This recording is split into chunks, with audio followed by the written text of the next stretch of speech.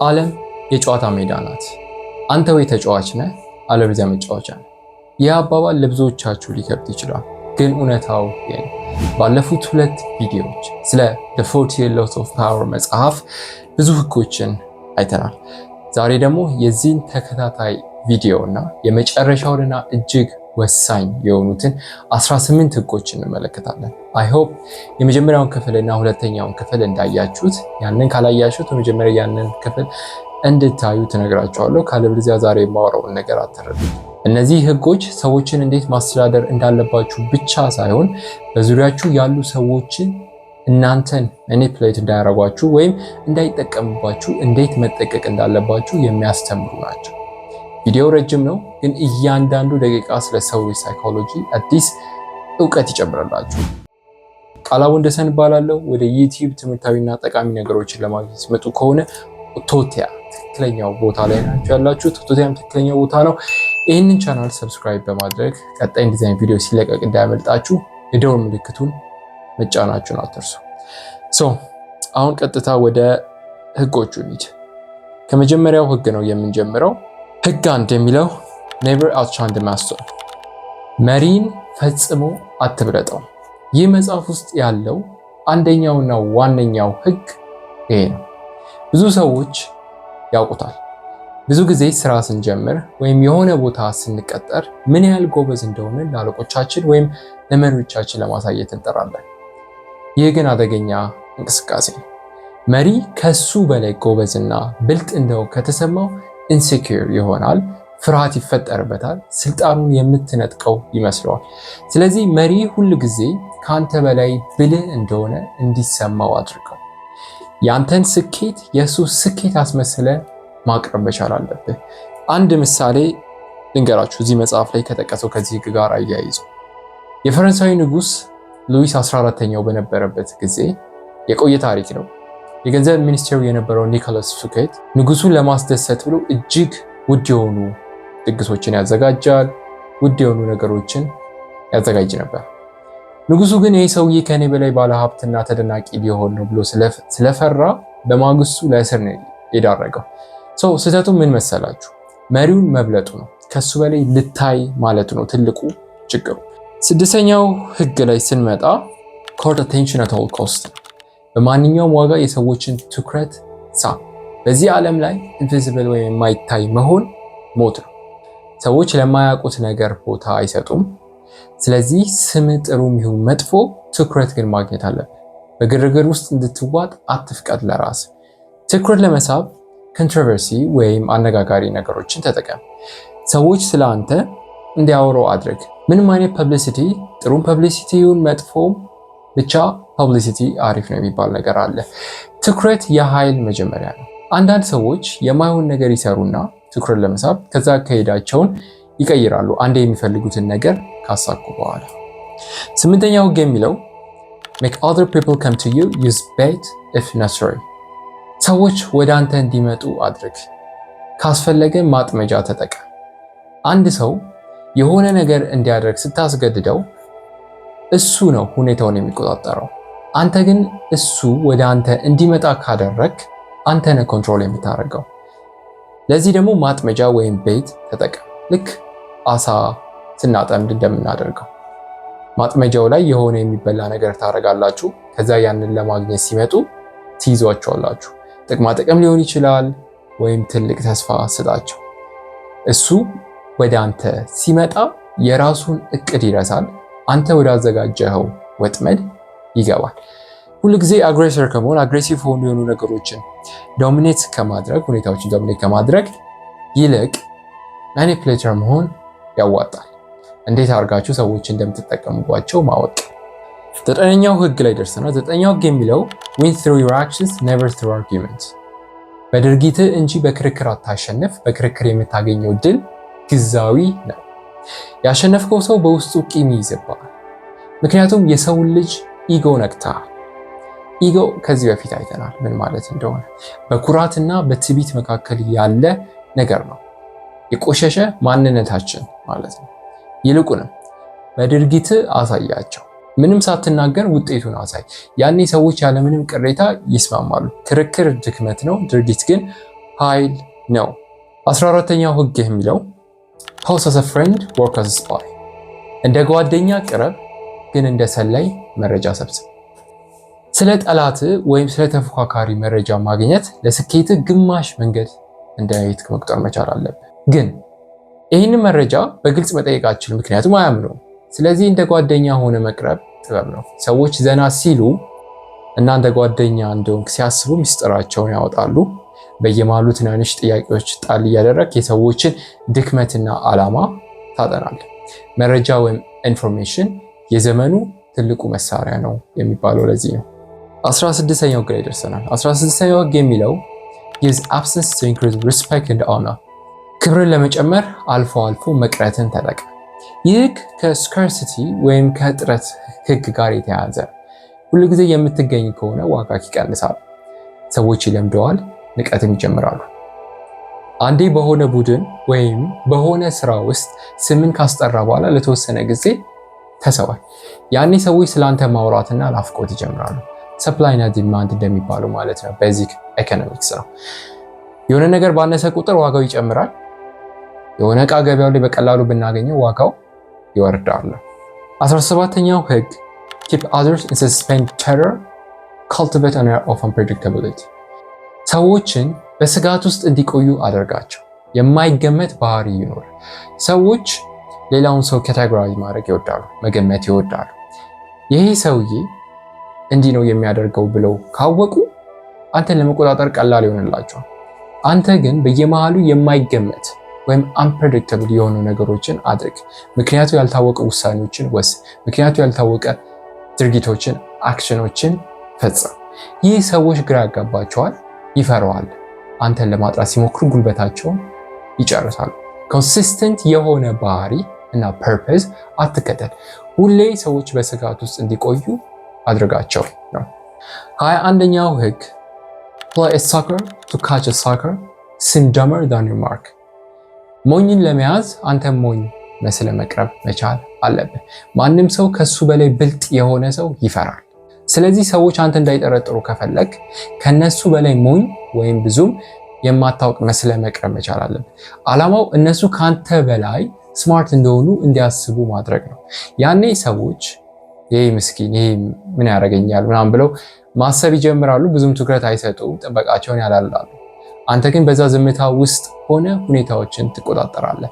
ኢንተለጀንስን ደብቀ መጠቀም ትልቁ ብልሃት ነው። 24ኛው ህግ የሚለው play the perfect courier፣ ፍጹም አገልጋይ ወይም ዲፕሎማት ሁን። ይህ ህግ በስራ ቦታ ለምትገኙ ሰዎች ወሳኝ ህግ ነው።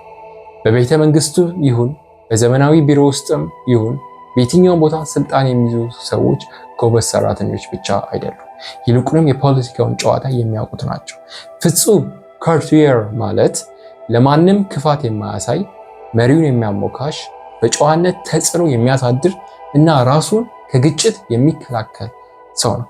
ይህን ጥበብ ማወቅ በስራ ዓለም ውስጥ ወደ ላይ ለመውጣት መሰላል ነው። ማንም አያቆመ። 28ኛው ህግ interaction with boldness። ይህ ማለት ድርጊትህን በድፍረት ጀምር። ጥርጣሬና ፍርሃት ስራን ያበላሸዋል። አንድን ነገር ለማድረግ ከወሰንክ በሙሉ ድፍረት ይጀምር። ድፍረት ውስጥ ስህተት ቢኖር እንኳን በበለጠ ድፍረት ልታረመው ትችላለህ። በፍጹም እርግጠኛ ካልሆንክ እንዳትጀምሩ ትወድቃለህ።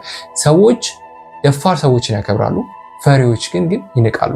ድፍረት የሰዎችን አይን ይጋርዳል፣ የጠላቶችንም ያስደነግጣቸዋል። ድፍረት ወሳኝ ነገር ነው። 29ኛው ህግ ላይ ደርሰናል።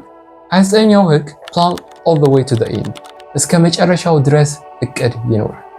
አብዛኛው ሰው እቅድ የሚያወጣው ለቅርብ ጊዜ ብቻ ነው፣ ግን በመሃል የሚፈጠሩ ችግሮች እና ድንገተኛ ነገሮች ጉዟቸውን ያሰናክሉታል።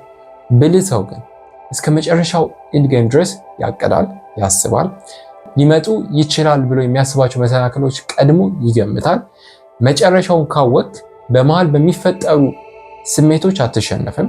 መቼም ማቆም እንዳለብህ ታውቃለህ። ኢቭን አንዳንዴም ኤግዚት ስትራቴጂ የሚያዘጋጁ አሉ። የሆነ ነገር የማየው ነገር ከተፈጠረ ጠፍ ብሎ የሚመጡባቸው። 33ኛው ህግ ላይ ደርሰናል። discover each man's strength፣ የሰዎችን ድክመት እወቅ።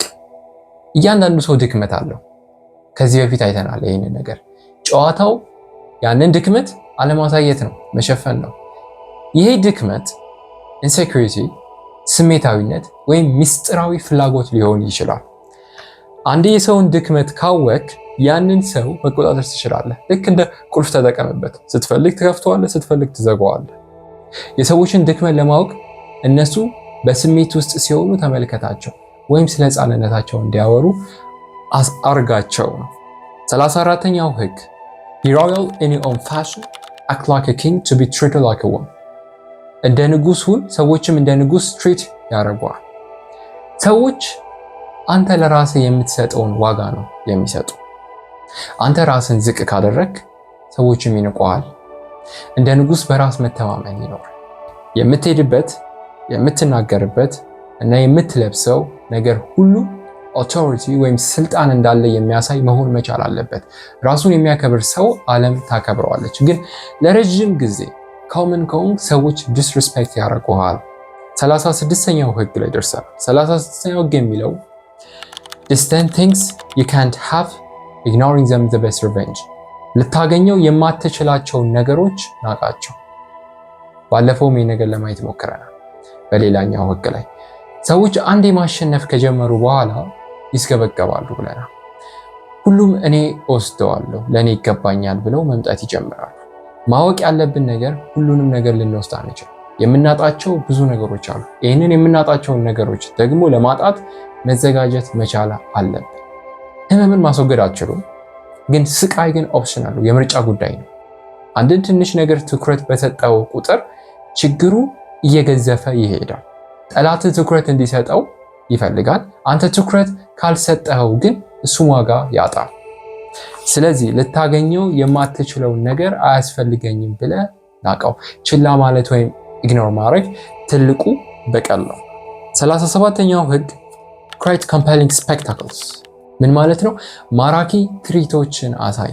ሰዎች ከሎጂክ ይልቅ በምስል እና በትርኢት ይማረካሉ። ታላላቅ መሪዎች ሁልጊዜ ትልልቅ ዝግጅቶችን፣ ምልክቶችን እና ድራማዊ ድርጊቶችን ይጠቀማሉ። ያለፉትን ታሪኮች እንዲሁ አሁን ያሉ ታሪኮችን ማየት ትችላላችሁ። አንተም በንግግር ወይም በስራ ውስጥ ሰዎች በአይናቸው የሚያዩትን እና የሚደነቁበትን ነገር ፍጠር። ቪዥዋልስ ከቃላት በላይ ተጽዕኖ አላቸው። በአይነ ህሊናቸው የሚስሉትን ነገር አውራላቸው ማለት ነው። 39ኛው ህግ stir up the water to catch the fish። አሳ ለማጥመድ ውሃውን አናውጣው።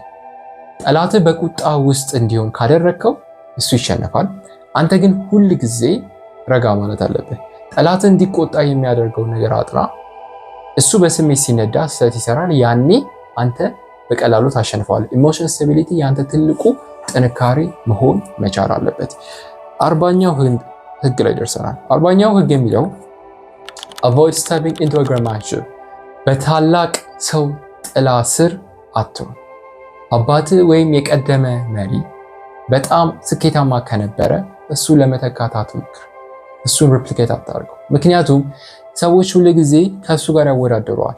ወይም በእንደዚህ አይነት ሁኔታ ውስጥ ሆነ ከመጣ እንደዛ ያሳኩትን ነገር 2 እጥፍ እንድታሳካ ይጠበቅብሃል።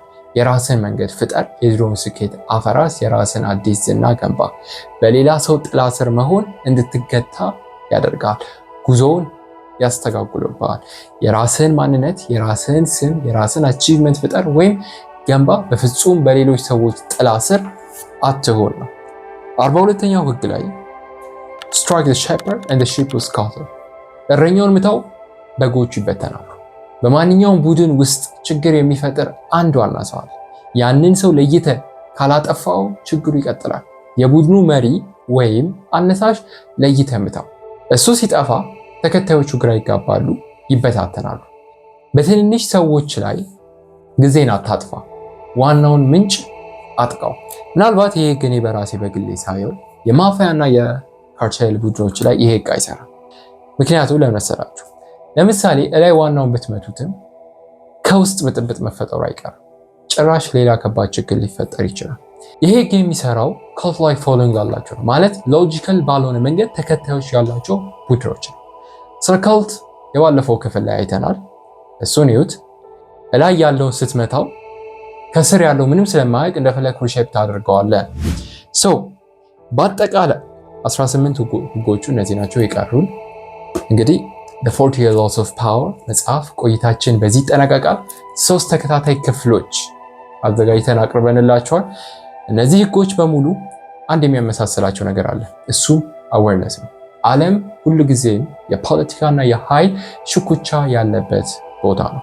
ስልጣን፣ ኃይል፣ ጉልበት፣ አቅም ኢቭን አንተ እነዚህ ነገሮች ባትፈልገውም እነዚህ ነገሮች አንተን ፈልገው ይመጣሉ ወይም አንተ ላይ ተጽዕኖ ማሳደራቸው አይቀርም። ስለዚህ ተዘጋጅቶ መጠበቅ አይከፋም። እነዚህ ህጎች ስታውቁ በአጠቃላይ ይሄንን መጽሐፍ ስትረዱ 3 ዋና ዋና ነገሮችን አልቲሜትሊ አቺቭ ማድረግ ትችላላችሁ። አንደኛ፣ ሰዎች እናንተን እንዳይጠቀሙባችሁ ትከላከላላችሁ። ሁለተኛ፣ በስራችሁ እና በህይወታችሁ ውጤታማ እንድትሆኑ ይረዳችኋል። ሶስተኛ፣ መጀመሪያ ክፍል ላይ እንዳየነው ይህንን መጽሐፍ ስንጀምር ደስተኛና በስቃይ የተሞላ ህይወት እንዳትኖሩ ያደርጋችኋል። መጽሐፉን እንደ ማኑዋል ሳይሆን እንደ ኢንሳይት ነው መመልከት ያለባችሁ። የትኛውን ህግ የትኛው ቦታ ላይ መጠቀም እንዳለባችሁ የሚወስነው የእናንተ ብልሃት ነው። እነዚህን ቪዲዮዎች ስለ ኃይል ወይም ፓወር ያላችሁን እይታ እንደቀየረው ተስፋ አደርጋለሁ።